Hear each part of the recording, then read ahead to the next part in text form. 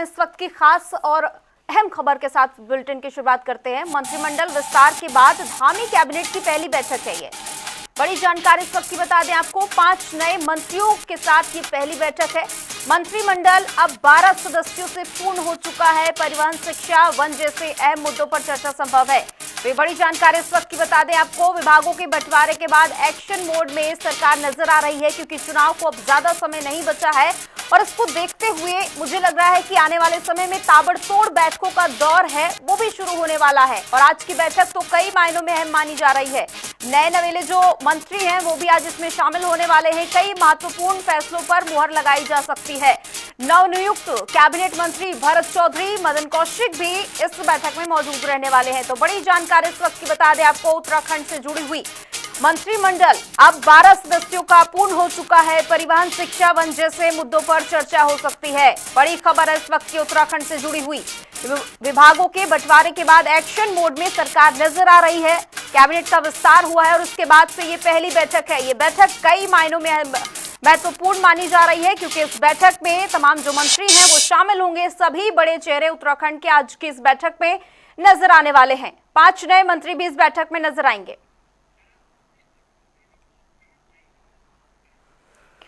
और इस पर ज्यादा जानकारी के लिए हमारे साथ संवाददाता अरुण सैनी लाइव जुड़ चुके हैं। अरुण, ये बैठक कई मायनों में अहम है, क्योंकि चुनाव को ज्यादा समय नहीं बचा है। दूसरी बात, नए नवेले जो मंत्री हैं वो भी आज की बैठक में नजर आने वाले हैं। क्या कुछ अभी आपको तस्वीरें समझ आ रही है?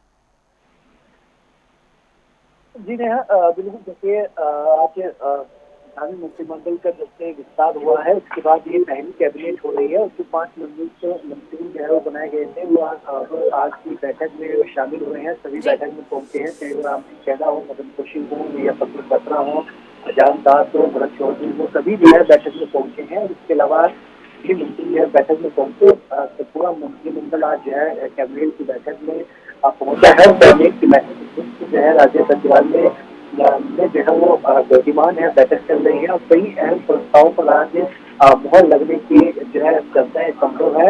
और जिसमें की कई अहम फैसले, चाहे वो परिवहन से संबंधित हो या फिर आवास विभाग से संबंधित हो या फिर उद्यान विभाग से संबंधित हो, शिक्षा विभाग से संबंधित हो, स्वास्थ्य विभाग से संबंधित हो, ऊर्जा विभाग से संबंधित हो, तो इस तरीके के तमाम फैसले जो है इस सभी विभागों से जुड़े हुए इस बैठक में आ सकते हैं। करीब माना जा रहा है कि 1.5 दर्जन से अधिक जो है फैसले आज बैठक में जो है वो पास हो सकते हैं।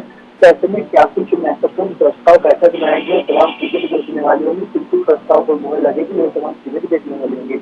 इसी के साथ ही जो नए मंत्री बने हैं जो आज बैठक में पहुंचे और क्या अपने विभागों से संबंधित के प्रस्ताव लेकर बैठक में आ जाते हैं, उनके विभागों से जुड़े हुए किन प्रस्ताव पर मुहर लगती है, इस पर भी सभी का ध्यान केंद्रित है। और ऐसे में उनसे क्या कुछ प्रस्ताव बैठक में आते हैं और आगे किस तरीके की रणनीति बनती है, तमाम चीजें देखने वाली होगी। इसी के साथ ही चारधाम यात्रा भी प्रदेश में शुरू होने वाली है। 19 अप्रैल से चारधाम यात्रा जो है वो शुरू होगी।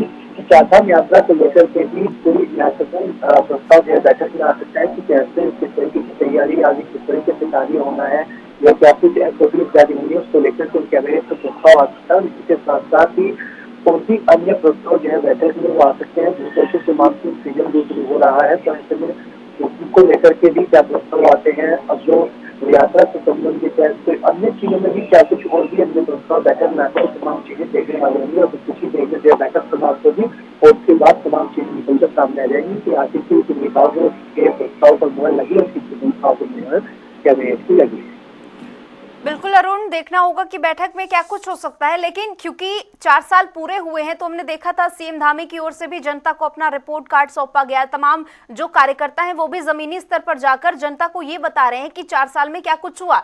मैं ये जानना चाहती हूँ कि कौन सी ऐसी योजनाएं हैं जो अभी तक पूरी नहीं हुई हैं और उनको लेकर सरकार का क्या कुछ रुख रहने वाला है? जी, देखिए जो प्रदेश में 7 साल का कार्यकाल मुख्यमंत्री धामी का जो सरकार भारतीय जनता पार्टी की बनी 2022 में उसका पूरा हो गया। उसमें कुल मिलाकर उसका मिलाकर करीब 4 साल 9 महीने का कार्यकाल मुख्यमंत्री धामी का पूरा हो चुका। और भारतीय जनता पार्टी की सरकार का भी गृह सरकार बनी तो 4 साल का कार्यकाल पूरा हुआ। इसमें तमाम कार्यक्रम प्रदेश भर में आयोजित हुए। गृह मंत्री यहाँ पर पहुंचे, रक्षा मंत्री राजनाथ सिंह यहाँ पर पहुंचे।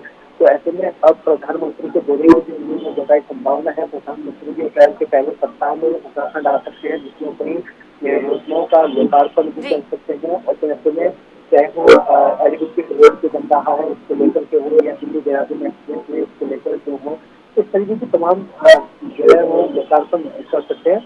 जहाँ पर योजनाओं की जो बात है तो प्रदेश में जो भी विभिन्न योजनाएं चाहे वो केंद्र सरकार की हो या फिर राज्य सरकार की जो भी चल रही है उसको लेकर मुख्यमंत्री विक्रम सिंह रावत समय समय पर समीक्षा बैठक भी करते हैं और जो भी अधिकारियों को दिशा निर्देश देने का काम भी करते हैं कि जो भी योजनाओं को कल को उतारा जाए, चाहे कोई योजनाएं हैं जिस पर अभी चल रहा है, चाहे वो रेल परियोजना हो या फिर कॉरिडोर को लेकर के हो, तो जी, ऐसी योजनाएं हैं जिसको लेकर काम चल रहा है और उसके लिए आगे किस तरीके की बिल्कुल बिल्कुल अरुण, आप नजर बनाए रखिएगा। फिलहाल आपका बहुत बहुत शुक्रिया तमाम जानकारी के लिए हमारे साथ जुड़ने के लिए।